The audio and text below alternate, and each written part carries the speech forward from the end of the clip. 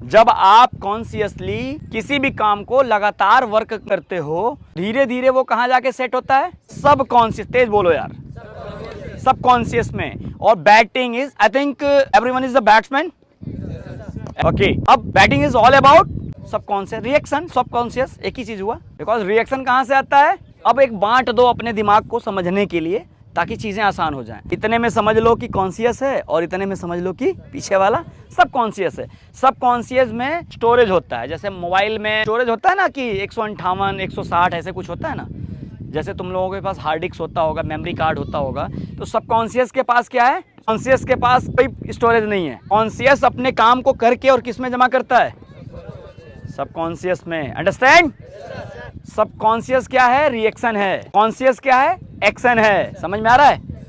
Okay, अब आप बल्लेबाज हो, आपका काम क्या है? अगर आप नेट पे बल्लेबाजी कर रहे हो या फिर मैच में बल्लेबाजी कर रहे हो, तो आपका काम क्या है? आप स्टांस पे खड़े हो गए, आप अपने हेड को पकड़ के रखो, बिल्कुल फंबल नहीं होने देना है। बिकॉज एक जनरल सी बात है, आपके पास अगर कोई भी चीज आ रही होती है तो उसे आप अच्छे से देखते हो तो आप उससे बच सकते हो, लेकिन अगर आप उसको अच्छे से नहीं देख रहे हो तो आप बच नहीं सकते। सही बात है? तो अगर बॉल आ रही है, आपके पास कम समय है, 68 फीट के विकेट पे आपके पास समय बहुत छोटा है, तो वहां पे आपको रिएक्शन निकालना है अपनी बॉडी से, अपने आप जो निकल के आएगा। तो उसके लिए आपको बहुत अवेयर होना पड़ेगा, इसके लिए आपको हेड बहुत स्टिल रखना होगा। समझ में आ गया? अब हेड की बातें समझ में आ गई ना, हेड कितना स्टिल रहना बहुत जरूरी है। आपको किसी प्रकार का कोई हलचल नहीं करना है। अगर आप ट्रिगर कर रहे हैं, सफल कर रहे हैं, जो भी कर रहे हैं, हेड नहीं हिलना चाहिए, क्योंकि हेड नहीं हिलेगा तो बॉल आप प्रॉपर जज करोगे। समझ में आ गया? अब एज अ बैट्समैन आपका काम और क्या होता है? हेड तो आपने स्टिल कर लिया, अभी मैंने बताया है। तेज बोलिए बेटा। Watch the ball, watch the ball and watch the ball. Do you know about first watch the ball? Releasing. जब बॉलर बॉल रिलीज करता है ना, हमें वहां बॉल को पकड़ लेना है, बिकॉज यहां से हाथ से बॉल निकल गया ना, उसके बाद कोई चीज वो लेंथ जो अगला जज करना है उसमें वो बदल नहीं सकता। अगला क्या जज करना है दूसरे वॉच द बॉल में? Length judgement. First watch the ball क्या हुआ? Releasing. Second watch the ball क्या हुआ? Length judgement. इसमें देखो एक सवाल बनता है, लेंथ जजमेंट क्यों, लाइन जजमेंट क्यों नहीं? क्यों नहीं? आपको समझ में आ रहा है ये बात? क्यों नहीं? क्यों नहीं बताओ, समझ में आ रहा तो बताओ। हाँ, लाइन हमेशा बदल सकता है भाई। लाइन गिरने के बाद कट हो सकता है, स्विंग हो सकता है, टर्न हो सकता है, बट एक बार हाथ से बॉल उसने फेंक दिया ना, तो जहां पे लेंथ जो निकल के गिरना चाहिए वो लेंथ फ्लैक्चुएट नहीं हो सकता। सही बात है? समझ में आ रहा है? तो पहला watch the ball release, second watch the ball length judgement, and last जो वॉच द बॉल होता है ये क्या होता है? लास्ट वॉच द बॉल जो होता है ये टोटल सबकॉन्शियस पे होता है, इसे बोलते हैं रिएक्शन। और इसका काम कौन पूरा करता है? पहले वाला तो आंख पूरा कर रहा था, पहला वॉच देख लिया, रिलीजिंग, दूसरा वॉच देख लिया, पिचिंग मतलब लेंथ जजमेंट कर लिया, और तीसरा वॉच द बॉल किसकी जिम्मेदारी है? वो किसको काम दे देता है? आंख वाला काम किसको देता है? आंख और ब्रेन वाला काम किसको देता है? बैट को। बहुत आसानी से समझना, पहला वॉच द बॉल होता है आंखों का काम और ब्रेन का काम। सेकेंड वॉच द बॉल में आंख और ब्रेन का काम थोड़ा और बढ़ जाता है, क्योंकि जल्दी से बताना होता है कि बता लेंथ कौन सा है, उसके अकॉर्डिंग हमारी बॉडी रिएक्ट करती है। और थर्ड वॉच द बॉल जो होता है, हमारा हाथ, हमारा ब्रेन, हमारी आंखें मिलके कहती हैं कि बेटा बैट अब आपकी जिम्मेदारी है, अब आप अंजाम दो को जो देना है। समझ में आ गया?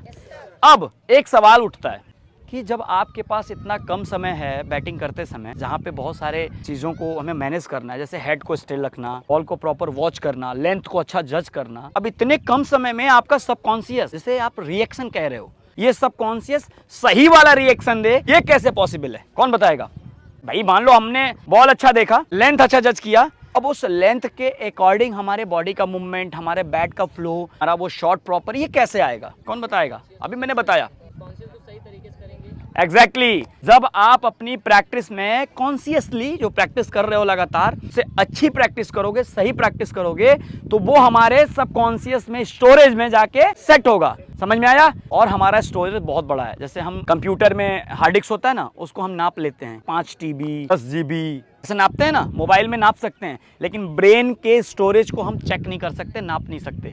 इसमें बहुत बड़ी क्षमता है। अब इसमें अगर हम सही सही चीज़ों को फीड किए हुए हैं लगातार प्रैक्टिस करके, और फिर वो रिएक्शन निकल के आएगा, अपने आप जो निकल के आता है, निश्चित ही आपका प्रॉपर रिएक्शन निकल के आएगा, तो फिर आपकी बल्लेबाजी कैसी होगी? इसका मतलब आपको नेट पे और मैच में या कहीं कहीं पे भी बैटिंग करते हुए सबसे ज़्यादा ध्यान रखने वाली बात क्या है, जिसको आपको ध्यान रखना है, जिससे बहुत सारी चीज़ें आसान हो जाएंगी। आपको अपने हेड को स्टिल रखना है, ये सबसे ज़्यादा मस्ट है। हेड को स्टिल रखना है ताकि आंखें फंबल ना हो, क्योंकि हमारी आंखें जब फंबल नहीं होंगी तो बॉल को रिलीज होते हुए अच्छा देखेंगी, लेंथ अच्छा जजमेंट करेंगी, और जब आंखों ने इन दोनों चीज़ों को देख लिया ब्रेन के साथ कैलकुलेट करके, तो हमारा सबकॉन्शियस प्रॉपर रिएक्शन देगा। क्लियर हो गया?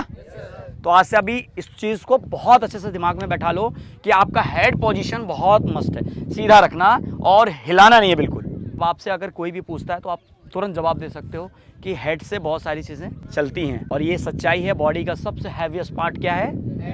हेड। और इसको अगर आपने स्टिल कर दिया, रोक दिया ना शोल्डर के ऊपर चढ़ा के, तो आपकी बहुत सारी समस्याएं अपने आप खत्म हो जाएंगी। जैसे बहुत सारे बच्चों की शिकायत होती है कि सर मैं जब ऐसे पैर लाइन पे बॉल मारता हूँ तो पैड पे लग जाता है। कैसे लगता होगा सोच के देखो।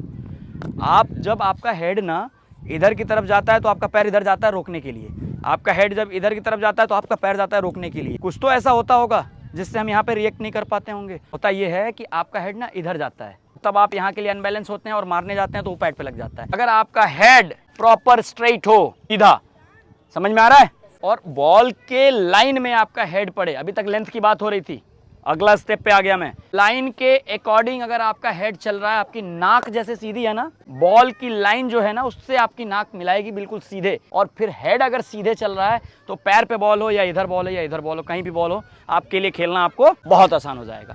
तो याद रहेगा ये सब चीज। मैं अब से चेक करूंगा, आप लोग जब करोगे तो लगातार मैं वॉच करूंगा। अच्छा, एक और छोटी सी शिकायत भी आप लोगों से, आप लोगों को जो वर्क आप करते हो अगर गलत करोगे ना, वो कहाँ सेट होगा? सबकॉन्शियस में।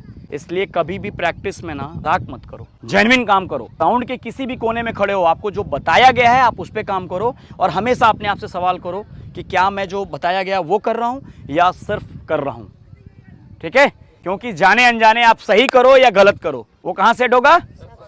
और जहाँ पे कम समय है विकेट के ऊपर, वहाँ पे जब रिएक्शन आएगा तो कैसा आएगा? जैसा सेट हुआ होगा। गलत सेट हुआ होगा तो गलत रिएक्शन आएगा। और ये बात बताओ, एक बात बताओ मुझे, गलत रिएक्शन अगर आएगा तो इससे लंबी बैटिंग करोगे या अच्छा रिएक्शन आएगा तो इससे?